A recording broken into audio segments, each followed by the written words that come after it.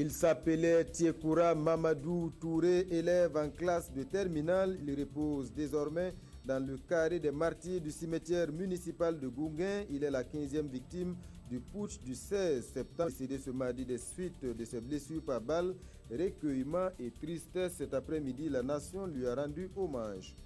Un fonds de 1,8 milliard d'euros pour financer des projets de développement en Afrique. C'est la principale décision du sommet sur la migration qui vient de se tenir à Malte. C'est bien, mais les dirigeants africains espèrent plus du partenaire européen. Dans ce journal, la réaction du président Kafando. Répétition grandeur nature aujourd'hui au quartier général de la Commission électorale nationale indépendante. Le système de transmission des résultats a été testé. Objectif, rassuré quant à sa fiabilité. Il a également été question de sécurité avec le ministre Alain Zagré.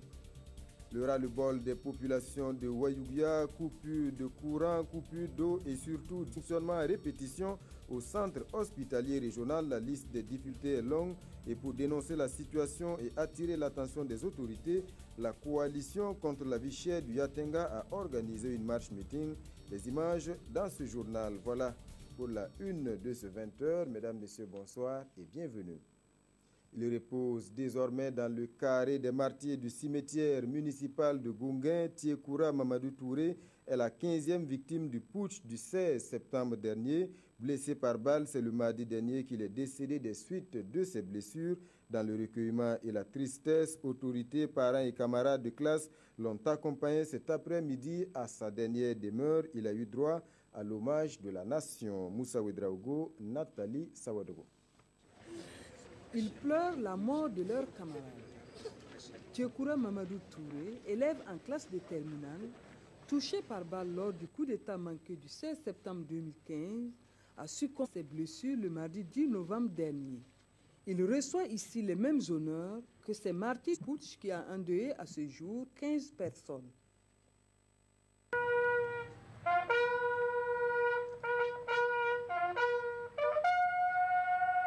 Contre la mort, Mamadou Touré, âgé de 20 ans, a lutté jusqu'à son dernier souffle. Et pour l'exécutif de la transition et le président du CNT, c'est une mort de trop. Aîné d'une famille de 4 enfants, il incarnait l'espoir de la famille, un modèle pour ses jeunes frères et sœurs. Tiekoura Mamadou Touré, tu n'es pas mort pour rien. Tu t'es sacrifié pour une grande cause, pour la grande cause des peuples libres qui ont payé leur liberté avec le sang. Tu as combattu le combat juste. Tu fais la fierté de la nation retrouvée et de l'intégrité affirmée. Tu fais la fierté des dignes filles et fils tombés sur le champ d'honneur. Tu fais la fierté d'être burkinabé. Ceux qui pleurent aujourd'hui Tiekoura Mamadou Touré sont rassurés par le gouvernement qui a laissé entendre que sa lutte ne sera pas trahie. Le financement du développement en Afrique comme solution au départ massif de migrants vers l'Europe. Le sujet a mobilisé une cinquantaine de chefs d'État et de gouvernement de l'Afrique et de à Malte.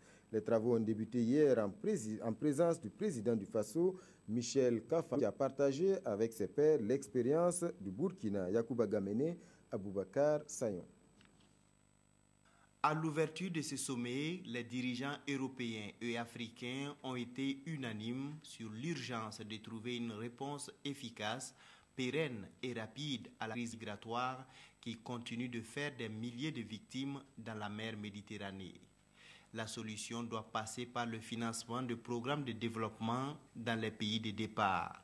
Le président de la Commission de l'Union européenne, Donald Tusk, a insisté sur la nécessité de créer des opportunités pour la jeunesse africaine. Pour le président en exercice de la CEDEAO, la politique migratoire doit aller au-delà de la création de centres de rétention en Afrique. Macky Sall a invité les Européens à soutenir davantage les efforts de développement des pays africains. Selon la présidente de l'Union africaine, Nkosazana Lamini Zouma, la lutte contre l'immigration illégale est avant tout une lutte contre la pauvreté, l'insécurité et l'instabilité politique dans certains États d'Afrique. Après la cérémonie d'ouverture marquée par une minute de silence en la mémoire de ceux qui ont perdu la vie dans la Méditerranée en espérant une vie meilleure, les dirigeants de l'Union européenne et de l'Union africaine ont entamé les travaux à huis clos. Ces échanges devraient aboutir à la signature d'un accord devant permettre de mettre fin au fléau que représente l'immigration illégale. Dans l'immédiat, il a été décidé la création d'un fonds d'aide à l'Afrique doté de 1,8 milliard d'euros. Objectif, donner des opportunités aux jeunes afin de les maintenir sur le continent. Décision saluée par les dirigeants africains qui espèrent tout de même plus du partenaire européen. Écoutons le président Michel Kafando. Ses propos sont recueillis par les envoyés spéciaux Yacouba Gamene et Aboubakar Sayon. Du côté de l'Europe, nous avons situé la responsabilité de l'Europe, dont beaucoup de pays ont été des colonisateurs de l'Afrique, à prendre leurs responsabilités. Si aujourd'hui nous avons des jeunes qui fuient l'Afrique pour aller trouver mieux ailleurs, c'est la responsabilité aussi des pays européens. Il faut que les pays européens mettent les ressources nécessaires pour que ces jeunes-là puissent, dans leurs pays respectifs, trouver des emplois adéquats. De ce point de vue, la conférence quand même est parvenue à dégager, à mettre en place ce qu'on appelle le fonds fiduciaire, qui va partir avec 1,8 milliard d'euros. Et non, qui va continuer. On espère qu'à terme, vraiment, on aura des ressources assez suffisantes pour régler définitivement cette question de la migration. Alors, avec ce fonds-là, qui va démarrer en 2016, on pense que des pays directement visés comme le Burkina, et même des pays aussi qu'on appelle les pays éligibles parce qu'ils sont voisins des pays qui sont les premiers concernés, comme la Côte d'Ivoire, bénéficieront de ressources vraiment adéquates pour véritablement régler la question de l'emploi des jeunes dans les différents pays pour éviter ce phénomène de l'immigration. Séance de répétition grandeur nature ce matin à la Commission électorale nationale indépendante, la CNCD, à la démonstration du système de gestion et de transmission des résultats du vote, celui-là même qui est censé permettre de donner les résultats dès le lendemain du scrutin. La démonstration a eu lieu au quartier général de la CENI installé à la salle des fêtes de Ouaga 2000, Monkoun Dabi. Entouré de ses techniciens, le président de la CENI démontre ici les mérites du système de gestion et de compilation des résultats. Du bureau de vote à la proclamation des résultats définitifs, c'est un ensemble de dispositions techniques et sécurisées mises en place avec pour objectif de garantir la transparence des élections. Dès que nous recevons donc par le liaison VSAT sur notre premier écran les résultats de tel CCCR, nous examinons en détail. Chaque commissaire, bien sûr, il a la charge d'une partie du territoire. Il travaille de manière spécifique avec les CCCR qui relèvent de lui. Il confirme les résultats effectivement tels que ça a été traité à l'intérieur du CCCR et il demande à l'ensemble de la plénière maintenant de valider tel résultat. Un deuxième tableau va intégrer les résultats 1 et le résultat 2. Dès qu'on aura validé ces 368 résultats des commis, nous avons immédiatement le résultat au niveau national. Selon la CENI, le dispositif permettra de disposer des résultats au lendemain des votes pour ce qui concerne la présidentielle et au surlendemain pour les législatives. Une innovation qui visiblement séduit aussi bien les observateurs que les partis politiques. Nous avons vu une machine qui est en mouvement et qui va nous permettre d'être moins anxieux par rapport à la publication des résultats. Des résultats fiables, crédibles et acceptés de tous. C'est le défi que tient à relever la CENI. Mais pour le président de la commission, ce pari ne sera possible que si les acteurs politiques s'impliquent véritablement dans le processus. Fiabilité d'accord, mais sécurité d'abord, pourrait-on dire aujourd'hui au quartier général de la CENI. La question a également été évoquée. Le ministre Alain Zagré était sur place cet après-midi. Il a eu des échanges avec les premiers responsables de la commission électorale. Au menu, la sécurisation de l'ensemble du processus en cours. Gérard Sommet, Draman Dadian. À jour J-17 des élections présidentielles et législatives, la Commission électorale nationale indépendante s'active pour être au rendez-vous. Et c'est ce travail que le ministre délégué à la sécurité est venu saluer. Je suis particulièrement séduit par le travail qui a été fait ici à la CENI. Lorsqu'on regarde les choses de loin, on ne sait pas qu'il y a toute une organisation, qu'il y a un président, une commission, des personnes qui l'assistent et qui travaillent énormément comme des fourmis pour que nous-mêmes, à la fin de ce processus-là, on soit contents. Avant cette visite, les échanges entre les deux hommes ont porté sur la sécurisation de l'ensemble du processus électoral en cours. Nous avons été informés du dispositif de maillage depuis le départ jusqu'à toutes les arrivées, de la sécurisation de chacun de ces CCR, la sécurisation de l'ensemble des circuits de circulation des données électorales. Vraiment, nous sommes rassurés et nous pensons qu'avec ça, effectivement, les conditions sont vraiment réunies pour des élections apaisées dans ce pays. L'appareil sécuritaire est déjà actionné et tout est mis en œuvre pour la réussite du scrutin du 29 novembre prochain, assurance donnée aux hommes de médias. Pour un processus électoral sécurisé mais surtout apaisé, les autorités coutumières et religieuses de Bobo-Dioulasso s'expriment.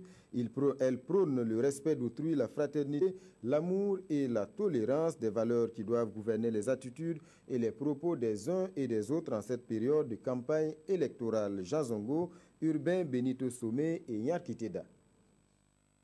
Ce sont des élections de tous les enjeux que le Burkina Faso post-insurrectionnel s'apprête à vivre.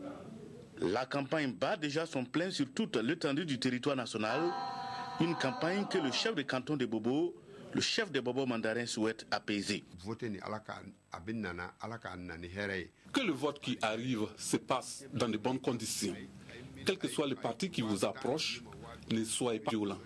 Jeunes, femmes et anciens, soyez courtois pour que règne la paix.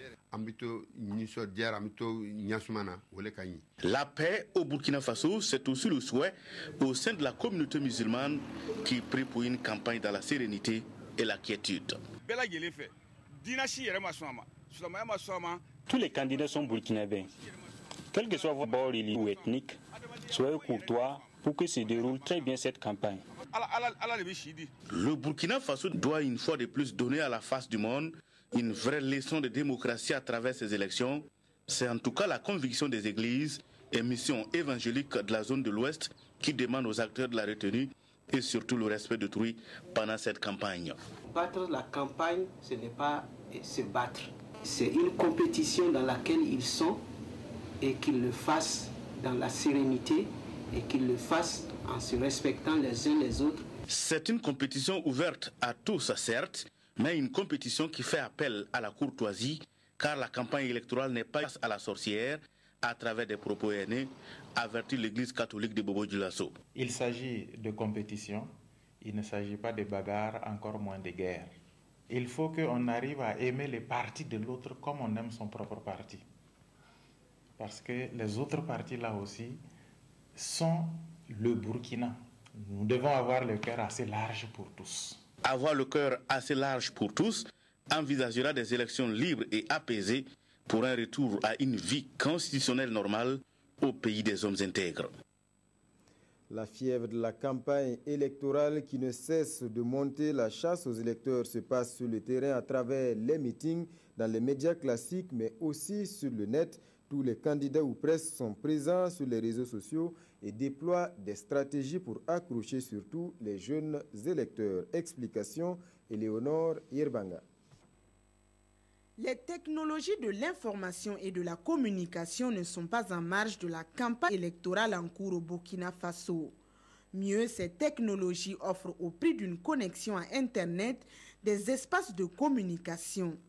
À toute heure et de n'importe quelle place, les candidats, leurs partisans ou leurs détracteurs postent et tweetent. Ici, les fils d'actualité sont alimentés presque toutes les heures avec pour but de relayer les faits et gestes du candidat à l'élection présidentielle. Là, il s'agit plutôt d'informer et de mobiliser autour de la cause prônée par le candidat.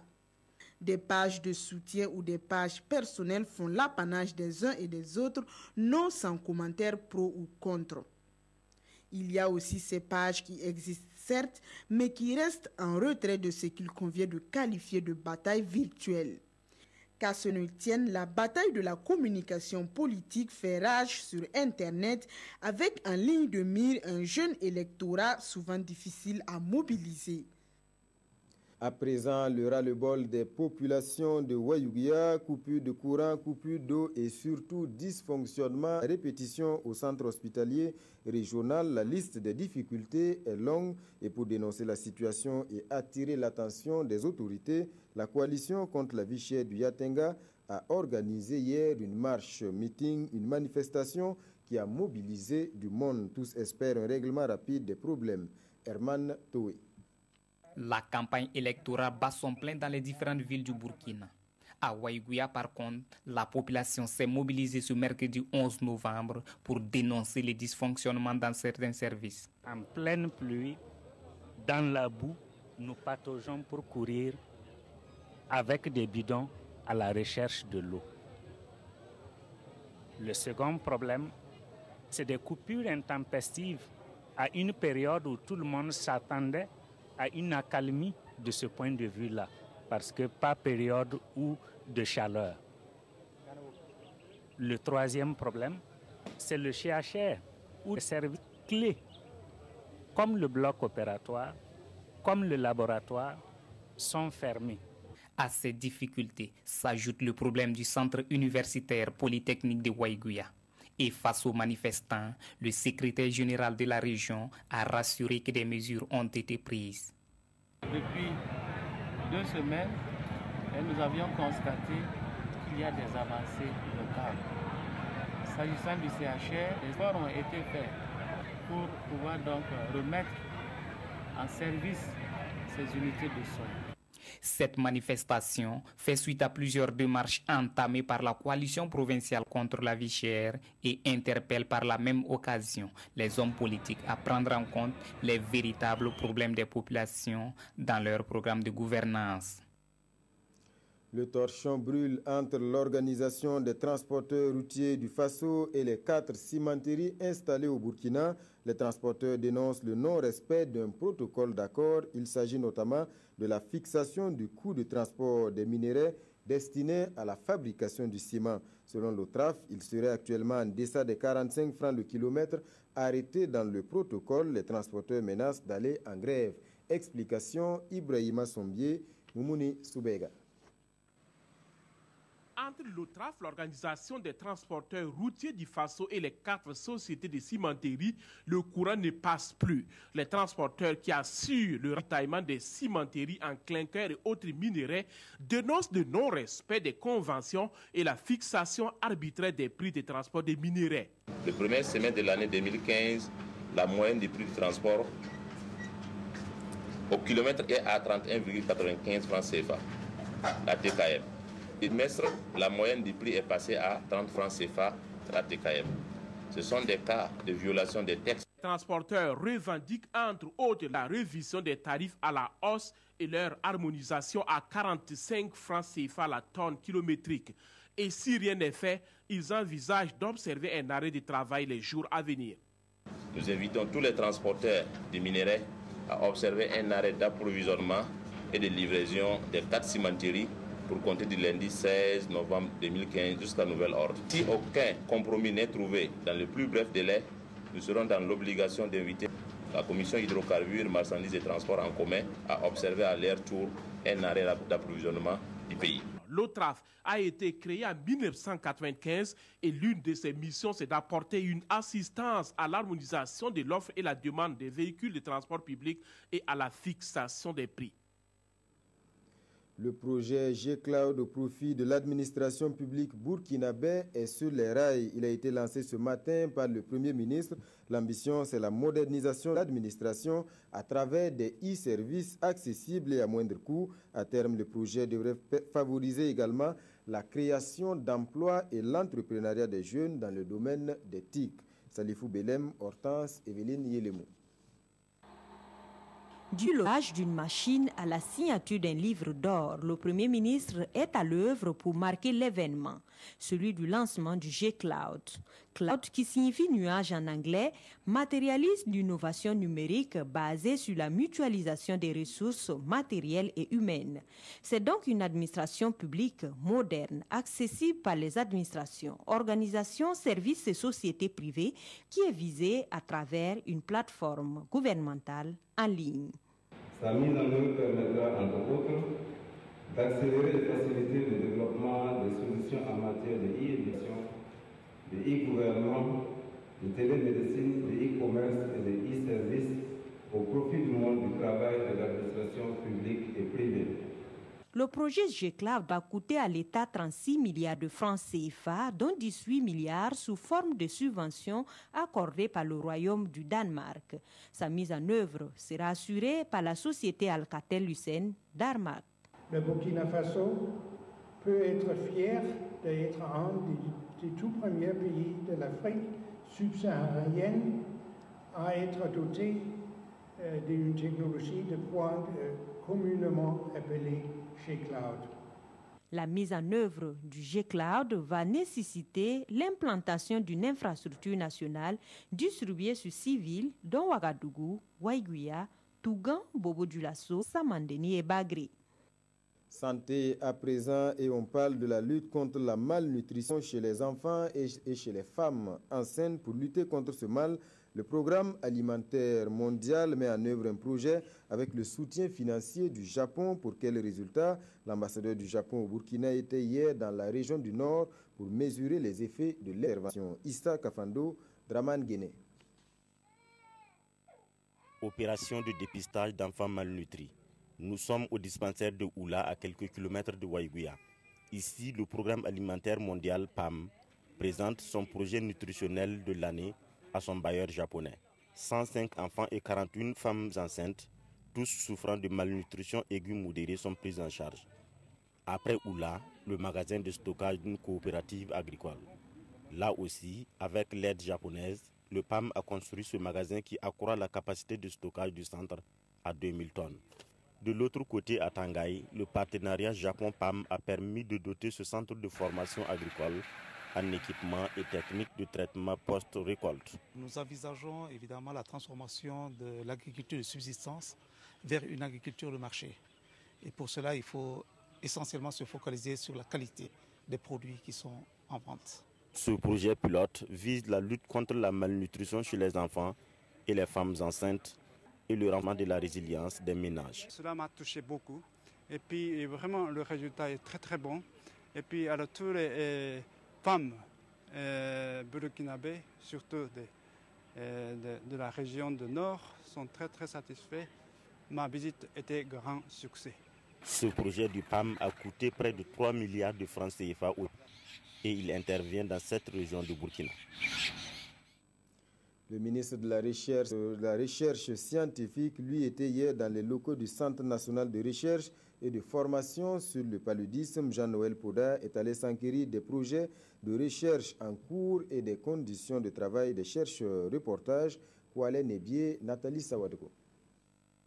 Ils sont au four et au moulin pour trouver un vaccin afin d'éradiquer le palu. Ces chercheurs du Centre national de recherche et de formation sur le paludisme reçoivent ici les encouragements du ministre de la Recherche scientifique et de l'innovation pour leurs efforts dans la recherche. Il est important que le paludisme, qui est la principale pathologie, maladie qui tue les enfants, les personnes âgées, puisse disparaître pour que nos scientifiques puissent aller sur d'autres domaines comme le cancer, comme le diabète, comme les insuffisances rénales, qui sont aussi des pathologies sur lesquelles il faut que la recherche se mobilise, la recherche nationale se mobilise aussi pour trouver les solutions. Mener toute recherche en vue d'identifier de nouveaux outils de contrôle et les adapter aux conditions locales, ce sont entre autres les missions assignées au centre. Certes, des résultats sont aujourd'hui disponibles, mais la paternité leur échappe. Les moustiquaires qui sont commercialisés, utiliser la stratégie mondialement adoptée, est née ici dans les années 90. Dans la prise en charge, donc, il y a un certain nombre de stratégies que nous avons adaptées à nos pratiques culturelles. Nous sommes donc impliqués aussi dans un certain nombre de mesures de prévention, telles que la prévention du paludisme chez la femme enceinte. Lorsqu'on a des résultats, ils ne sont pas du tout connus parce que nous ne sommes pas de ceux qui participer à la promotion de ces résultats parce que nous ne mettons pas en œuvre. Face aux défis qui restent à relever, le ministre a exhorté ses chercheurs à redoubler d'efforts, tout ce qui leur permettra de gagner la bataille de leur reconnaissance. La protection et la gestion des ressources naturelles par les collectivités, le transfert de compétences est en vue au Burkina. En attendant son effectivité, les autorités régionales prennent la mesure de la tâche qui les attend. Ils ont eu droit à quelques cours d'explication offerts par l'École nationale des eaux et forêts. Idrissa Warga, Karim Sissé. L'avènement de la décentralisation transfère la gestion des ressources naturelles aux collectivités territoriales pour permettre aux premiers responsables de ces collectivités de mieux cerner leur rôle. L'École nationale des eaux et forêts organise cette session de formation. Pendant l'atelier, c'est de leur inculquer une vraie politique d'approche en termes de gestion de ces ressources-là. Pendant 4 jours, les secrétaires généraux des conseils régionaux et les directeurs généraux de l'environnement vont se familiariser avec des concepts nouveaux en vue de se mettre au diapason des réalités du moment. On va faire l'état des lieux, on va faire aussi des forêts, on va faire présenter la décentralisation de manière globale des secteurs touchés. On va aussi faire la gestion décentralisée effectivement des forêts et ensuite il y aura un cas pratique de gestion des marchés ruraux au niveau des forêts. Les participants sont appelés à partager les connaissances reçues avec les populations de leur ressort territorial, toute chose qui va susciter un engagement dans les actions de protection et de gestion responsable des ressources naturelles. La Commission nationale des langues, elle, s'inquiète du risque de disparition de certaines langues locales. Elle a réuni les spécialistes et les praticiens pour une séance de travail. Objectif, préserver mais surtout améliorer le dynamisme des langues locales qui constituent des richesses. Daouda Ouattara, Touoboum, Evelyne Dabiré. L'objectif de cet atelier est de donner la parole aux praticiens et à ceux informés des questions de langue nationale burkinabé, de réfléchir sur les difficultés que rencontre la Commission nationale des langues burkinabé afin de dynamiser ces langues. De façon permanente et concrète, il n'y a pas même un personnel permanent qui existe au niveau de cette commission, il n'y a pas un local qui signifie la visibilité donc, de cette commission. Tous ces aspects-là ont été recommandés en 2010 et on est en 2015 jusqu'à préfet. Et je crois que l'ancrage institutionnel est très important. À cet atelier, les participants devraient proposer des voies pour redynamiser ces langues et les réadapter à l'évolution sociale et politique du Burkina. Pendant longtemps, on a mis l'accent sur la langue sans chercher les moyens à sa promotion. C'est pourquoi cet atelier a été encouragé et il est tenu pour que les différents composants des différentes langues du Burkina Faso puissent se rencontrer, voir comment redynamiser la commission des langues qui elle-même est à la base de la promotion et de la culture de la langue. La commission en charge des langues burkinabé a été créée depuis 1969 et regroupe à ce jour une vingtaine de sous-groupes linguistiques sur la soixantaine de langues que compte le Burkina. Et plusieurs actions ont été menées sous sa coupe, comme la traduction du ditamé, du code de la route et de la Bible dans certaines langues. Un peu d'art dans ce journal. On s'arrête notamment sur les graffitis de sensibilisation visibles dans les rues de la ville de Wayouguia. C'est une initiative de l'Association pour la relance culturelle et artistique dans le Nord. Elle a choisi d'éduquer par la peinture et visiblement ça marche. Suivez plutôt ce reportage de Nongba Kouda et Viviane Tchenderbe. La physionomie de certains murs a changé dans la cité de Nabakango. Des graffitis sur plusieurs thèmes les recouvrent.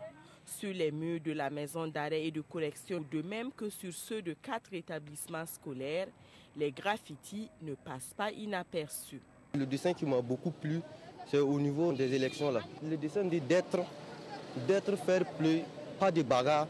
Ça c'est un bon message pour toute la jeunesse burkinabé. Les biens publics là, il ne faut pas les détruire car tout bien public est pour tout le monde. Il y a un homme qui est venu trouver des gens qui sont en train de faire du thé. Il a partagé de l'argent pour qu'ils votent les partis. C'est pas bien.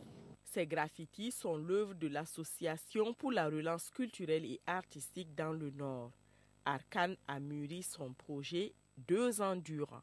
Au total, c'est 300 jeunes de la commune de Wayouguia, des jeunes provenant de tous les milieux, venant aussi des partis politiques que des confessions religieuses, qui ont travaillé sur des thématiques et les produits ont été des dessins qui ont été améliorés par des professionnels, donc des artistes plasticiens. À la fin de ce processus, seuls les projets de 20 jeunes ont été retenus et c'est Assimi Sawadogo qui les a encadrés pour traduire en graffiti ce qu'ils avaient dans le cœur.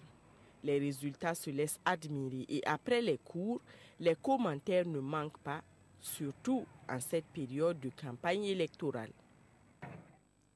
À présent, un coup d'œil dans les colonnes des quotidiens. Parmi les sujets qui ont intéressé les journaux aujourd'hui, figure en bonne place le sommet Europe-Afrique de Malte sur les migrations. Lecture croisée avec Aimé Solage-Guigman. Sommet de Malte sur la migration, les journaux du jour émettent des doutes sur les vraies intentions des Européens en initiant un tel sommet. Instinct de conservation de l'Europe ou volonté réelle d'aider l'Afrique, s'interroge le pays. Pour le journal, injecter des millions d'euros en Afrique avec la prétention de créer des emplois renvoie à l'image du tonneau de Danaïde de la mythologie grecque, puisque l'argent des Européens finira dans la poche sans fond des dictateurs africains qui n'auront aucun scrupule à s'en servir pour consolider leur pouvoir. Ce sommet, tout simplement parce que les Européens sont gagnés par la peur de l'envahissement, affirme le pays. À ce sujet, aujourd'hui, Ofaso pense que la Valette risque de ne pas accoucher, car si la problématique est bien posée, les acteurs butent sur les solutions. Les 38 pays africains plus les 25 européens connaissent la pathologie, mais la prophylaxie administrée ne fait pas l'unanimité. Tout juste se contentera-t-on d'un placebo conclu aujourd'hui au Faso. Autre actualité internationale traitée par les quotidiens du jour, le nouveau gouvernement nigérien. Par cette nouvelle configuration gouvernementale, Buhari veut secouer le Derrick, annonce l'observateur Palga. Sa mission, mettre de l'ordre dans le secteur de l'or noir, véritable temple de l'opacité. Pour ce faire, le pays estime qu'il lui faudra de la volonté, mais aussi du temps et des moyens conséquents. Du sport en bref, pour finir, les étalons en déplacement à Cotonou ont perdu cet après-midi face aux écureuils du Bénin, un match comptant pour le deuxième tour aller des éliminatoires de la Coupe du Monde Russie 2018. Score final 2-1. Le match retour se tiendra le 17 novembre, mardi prochain donc, au stade du 4 août. Voilà, c'est la fin de ce journal. Merci pour votre attention. Restez fidèles au programme de la télévision du Burkina.